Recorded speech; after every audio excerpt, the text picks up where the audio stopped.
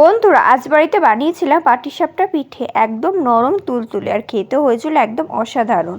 তাই ভিডিওটা স্কিপ না করে লাস্ট পর্যন্ত দেখো। চলো ভিডিওটা শুরু করা যাক। তোমরা হয়তো ভাবছো এখন কেন পিঠে বানাচ্ছি, পিঠে তো মানুষই খায় শীতকালে। আসলে তেমন না, আমি কিন্তু পিঠে সবসময় খাই। আমার যখনই খেতে ইচ্ছা করে আমি তখনই খাই। তবে হ্যাঁ, শীতকালে পিঠেটা একটু বেশি খাওয়া হয়। তো এখানে আমি গোবিন্দভোগ চাল ভিজিয়ে রেখেছিলাম ওই 2 থেকে 3 ঘন্টা মতো। তারপর সেটা গুঁড়ো করে নিয়েছি। তবে হ্যাঁ, আমি কিন্তু আলাদা করে গুঁড়ো করিনি, একেবারে মিক্সিতে জল দিয়ে একটা ব্যাটার বানিয়ে নিয়েছি। আর তার মধ্যে দিয়েছি ঝোলা গুড়, লবণ আর সামান্য পরিমাণে দুধ। ব্যাস, এবার ভালো করে ব্যাটারটা বানিয়ে নেব। আর আমি কিন্তু ব্যাটারটা খুব একটা ঘন বা খুব একটা পাতলা করিনি। এইদিকে আমি নারকেল আর গুড় দিয়ে ভালো করে এদিকে পুর বানিয়ে নিচ্ছিলাম। তোমরা এখানে কিন্তু ঝোলা গুড় বা পাটালি গুড় যেটা ইচ্ছে সেটাই ব্যবহার করতে পারো। এই পুরটা কিন্তু ভালো করে বানাতে হবে। আর এর মধ্যে আমি দিয়েছিলাম সামান্য পরিমাণে গুঁড়ো দুধ। তারপর ভালো করে পুরটা বানিয়ে নিয়েছি। তবে হ্যাঁ, নাড়ুর মতো অতটা পাক না দিলেও চলবে। এরপর আমি বানিয়ে নেবো পাটিসাপটা পিঠে। তার জন্য আমি কড়াই দিয়ে দিয়েছি সামান্য পরিমাণে তেল। তোমরা চাইলে এখানে ব্রাশ দিয়েও দিতে পারো। এরপর আমি এর মধ্যে দিয়ে দিলাম ব্যাটারটা একটুখানি হতে দেব। তারপরে হয়ে গেলে এক পাশে আমি দিয়ে দেবো নারকেলের পুরটা। তারপর ভালো করে মুড়িয়ে পাটিসাপটা পিঠে বানিয়ে নেব।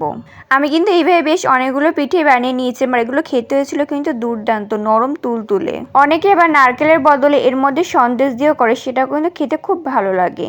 কিন্তু আমার কাছে না বেশি নারকেলেরটাই ভালো লাগে, তো আমি নারকেল দিয়েই করি। আমি একটু গোল করার জন্য গ্লাস বা বাটি নিয়ে ভালো করে এবং গোল করে নিচ্ছিলাম, তাহলে না সুন্দর গোল হচ্ছিল।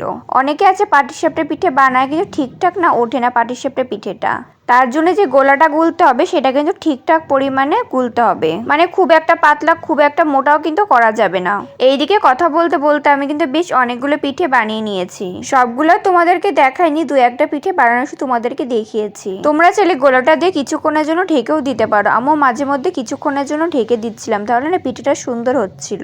এই পাটিসাপটা পিঠে কিন্তু দুধে ভেজানো যায়, কিন্তু আমি আর দুধে ভেজাইনি, এমনি এমনি খেয়ে ফেলেছি। তোমাদের পাটিসাপটা পিঠে কেমন লেগেছে অবশ্যই কিন্তু আমাকে কমেন্ট করে জানিও। আর দেরি না করে আজই বাড়িতে বানিয়ে ফেলো পাটিসাপটা পিঠে। খেতে হবে একদম নরম তুলতুলে, মানে সেই স্বাদ আর ভোলা না, একদম মুখে লেগে থাকবে। তো বন্ধুরা আমি কিন্তু এখানে বেশ অনেকগুলো পিঠে বানিয়ে নিয়েছি, এবার শুধু খাওয়ার পালা। তাহলে দেরি করছে কেন? ভিডিওতে একটা লাইক করে চ্যানেলটা সাবস্ক্রাইব করে আমার পাশে থেকো। দেখা হয় পরবর্তী কোনো ভিডিওতে। ততক্ষণ পর্যন্ত সবাই সুস্থ থেকো, ভালো থেকো, বাই।